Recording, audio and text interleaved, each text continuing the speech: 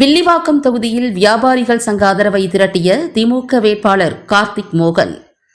மதச்சார்பற்ற முற்போக்கு கூட்டணியின் வில்லிவாக்கம் சட்டமன்ற தொகுதி திமுக வேட்பாளர் கார்த்திக் மோகன் அவர்கள் தொகுதிக்குட்பட்ட வில்லிவாக்கம் கிழக்கு பகுதியில் தீவிர வாக்கு சேகரிப்பில் ஈடுபட்டார்.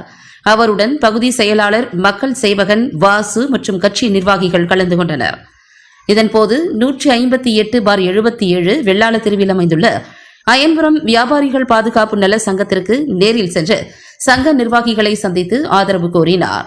இந்த சந்திப்பில் தமிழ்நாடு அனைத்து வணிகர் சங்கங்களின் பேரமைப்பின் மத்திய சென்னை மாவட்ட தலைவர் மற்றும் அயன்புரம் வியாபாரிகள் பாதுகாப்பு நல சங்கத்தின் நிறுவனர் தலைவரான முனைவர் வே. செல்வநாயகம், மாநில பொதுச் செயலாளர் ரமேஷ்குமார், வில்லிவாக்கம் வியாபாரிகள் சங்க தலைவர் டெல்லி பாபு உள்ளிட்ட பலர் கலந்து கொண்டனர்.